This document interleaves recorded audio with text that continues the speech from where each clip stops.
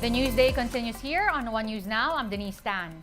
The $3.5 billion Makati subway project alignment is no longer feasible according to its developer. In a disclosure, the Philippine Infradev Holdings said this is due to the recent Supreme Court decision which ruled that some areas in Makati City are now under the jurisdiction of Taguig. It added that the depot and a few stations of the subway will be in these affected areas.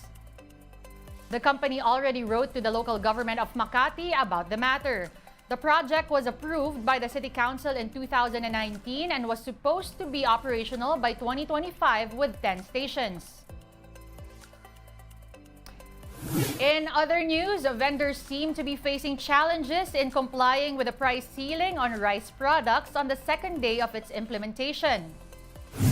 Some retailers at the Barangka Market in Mandaluyong admit they cannot follow the price ceiling as they have yet to find suppliers that would sell to them at a lower price. Meanwhile, one vendor who actually complied says customers still prefer the more expensive rice due to quality. With the implementation of the price ceiling on rice, one group says retailers stand to lose up to 5 pesos per kilo. The Grains Retailers Confederation of the Philippines, or GRECON, says retailers need to sell rice at 50 pesos per kilo to break even. That's above the 45 peso price cap on well-milled rice being imposed under Executive Order 39. GRECON says if retailers sell an average of 20 bags of rice a day at 250 pesos a sack, they would lose 5,000 pesos per day. The group says it plans on meeting with the concerned agencies and President Bongbong Marcos to give recommendations for controlling rice prices. Yung assurance lang na mayroong tulong yung ating gobyerno, hindi ko masasabi kung sapat. At least mayroon tayong maibigay na tulong sa mga retailers. Alam ko itong price cap na ito, band-aid solution lang ito. Temporary lang ito. Pero ang importante, tingnan natin yung pananaw sa long range na kailangan natin yung long-term solution dito sa agricultural sector. The Social Welfare Department will distribute a one-time 15,000 peso cash aid to rice retailers by next week. DSWD Assistant Secretary Romel Lopez told One Balita Pilipinas that they are just waiting for the master list of beneficiaries from the Trade Department. Lopez added that the cash aid may be given to micro and small rice retailers, but this could still change. The subsidy comes after the imposition of price cap on rice amid the soaring prices of the staple in the market. Anytime within this week, kaya na po natin mag-payout or maging hanggang next week. One time, big time po ito at maximum na po talaga yon. Kung may extension, kung may possible na second wave, it's up to the economic managers, of course, and of course the executive. More stories coming your way after a quick break. Stay with us.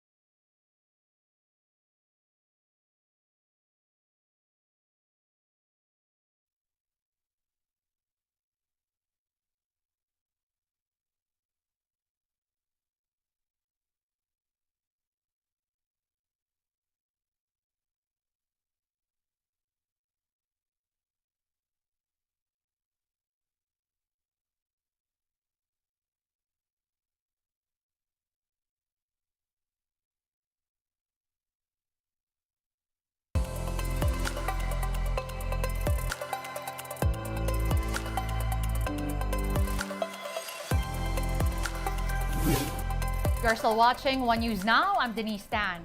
President Bongbong Marcos makes true to his promise to bring up the issue on the West Philippine Sea at the 43rd ASEAN Summit. Let's get more details on that from Maricel Halili, who's in Jakarta, Indonesia. Mase, what did the president say on the matter? Yes, Denise, like what you have said, President Bongbong Marcos himself brought up the issue on South China Sea when he attended a retreat session at the 43rd ASEAN Summit here in Jakarta. The president himself called on all the claimants and parties involved in the issue of South China Sea to practice self-restraint to ensure peace and stability in the region. He also assured the other ASEAN leaders that the Philippines will continue to uphold the international law while supporting the free navigation in the South China Sea.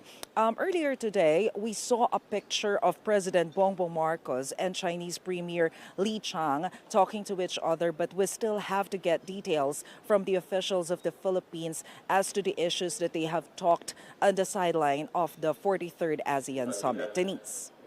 Mase, the Philippines, as we know, isn't the only claimant of the territories in the South China Sea. What did he say to the other claimants? Vice President Kamala Harris. Yes, that's right, Denise. Earlier today, there was an ASEAN-China summit. The president reiterated his intent to finalize the code of conduct during the meeting with the other ASEAN leaders. Of course, he also encouraged the other ASEAN leaders to be supportive of the stance of the Philippines for free navigation and to ensure that the UNCLOS or the international law will be implemented. On the part of China, Chinese Premier Li Qiang mentioned earlier that they are also into ensuring the peace and stability in the region and to ensure that there will be good partnership between the ASEAN group and China. He did not directly mention that he was talking about the South China Sea, but he did mention that he is open, or China or Chinese government is open for any dialogue to ensure that good relationship will be maintained. At this point, are there other updates on other meetings attended by the president today? A peaceful, stable, and prosperous Indo-Pacific. As of now, we're still waiting for the ASEAN-US Summit and ASEAN-Canada Summit to start. I'm pretty sure it will start anytime. And tonight, we're expecting a gala dinner to be hosted by the Indonesian government. We're expecting all invited heads of state to attend a said dinner. Denise. Well, thanks for the update. Again, that was Maricel Halili live from Jakarta. Former President Rodrigo Duterte says he will protest China's recently released 10-line map. While he noted his friendship with China, the former chief executive expressed his disagreement with the map. Duterte considers himself a friend of Chinese President Xi Jinping, but said the relationship will not go beyond the country's national interest. The 10-line map virtually covers the entire South China Sea and territories of the other countries as well. Duterte raised some eyebrows when he visited China and met Xi in July, but he assured it was all friendly talk. Let's now take a quick look at today's other top stories. Disaster officials recorded nearly 900 million worth of damage to infrastructure after the onslaught of tropical cyclones Goring, Hana, Ining, and the effects of the southwest monsoon. Most of the damage was reported in Ilocos region, followed by Cagayan, the Cordilleras, and Mimaropa. The health department says around 1.6 billion worth of COVID-19 emergency allowance for healthcare workers has not yet been funded. The agency adds they are still awaiting the budget department's approval for the funds release. And PhilHealth told a House panel that it now owes hospitals in the country some 27 billion pesos. The state insurer, however, promised that they will pay the majority, if not all, of the hospitals within 90 days. A teacher in Cavite made history as Harvard University's first ever Filipino language instructor. Lady Eileen Orsal, a former faculty member of the Cavite State University, was Harvard's first hire for the new language course. She will be part of Harvard's Asia Center and the Department of South Asian Studies. Starting later this month, elementary and immediate Filipino courses will be offered for the first time in the Ivy League school's nearly 4-century history. Orsal is currently finishing a master's degree in communication from the Northern Illinois University and a doctor's degree in Philippine Studies from the De La Salle University. The new teaching position is funded through an endowment that ensures that Filipino languages will always be taught at Harvard. The school said Filipino is currently the 4th most spoken language in the U.S. after English, Spanish, and Chinese. One News Now will be back at 6 p.m. with the day's latest stories. See you then. I'm Denise Tan. We are One News.